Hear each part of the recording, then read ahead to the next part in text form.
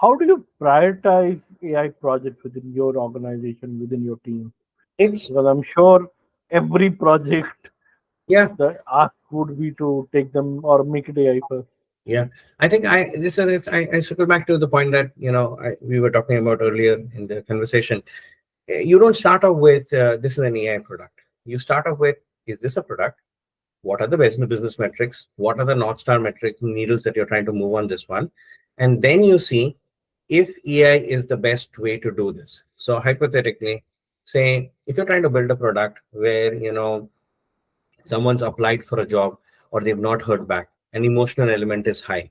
Yes, maybe a form might not work, or a simple one single line might not work. Maybe a conversation at that point of time helps.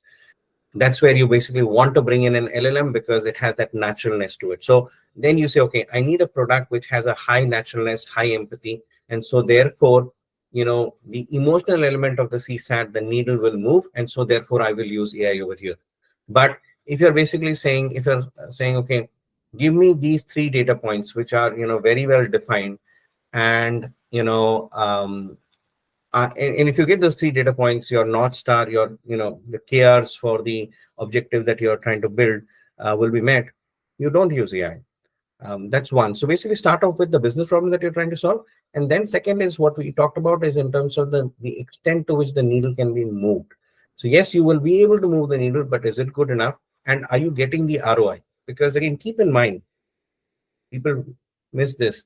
Yes, the costs have come down drastically over here, but there's an additional element of upkeep as well. You have to the AI product starts off after it is launched, because there will be data drift, there will be concept drift. Data in terms of what it was previously trained on will move.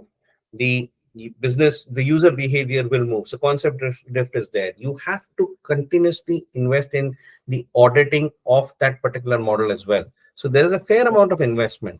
Account for that. See if you're getting the ROI. If you're getting the ROI, go for it. If you're not, find a simpler solution or find a better way to improve the ROI.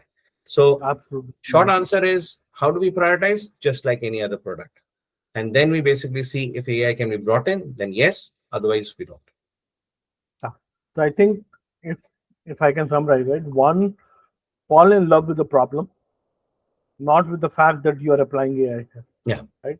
If the problem organically demands, it shows all those signs, right, that AI is needed, of course, go ahead and use yeah, it. It's a very, very powerful and a potent tool. But at the end of the day, it is just another tool, right? spot on. That's one point, right? And second, what you're saying is that while building of all of this has come down drastically, and hopefully this will come down even cheaper, the tech that comes, right? And a lot of people are yet, a large part of the workforce that have started to use AI recently because of the last 18 months haven't still seen how things shape when you're building the V2s, the V5, the V7s of the system. Yeah, The concepts like the drift, right? The data drift, concept drift, technical debt it brings, and other kind of challenges it will bring. The cost of maintaining these systems is very high, yeah, yeah, right? And that comes back to bite you very badly if you have not made the right choices initially, yeah, right? So again, first principle thinking is key, all the more important yeah, with a very powerful and a potent tool like AI. yeah. Spot on. I completely agree. Completely agree. Brilliant, brilliant, great.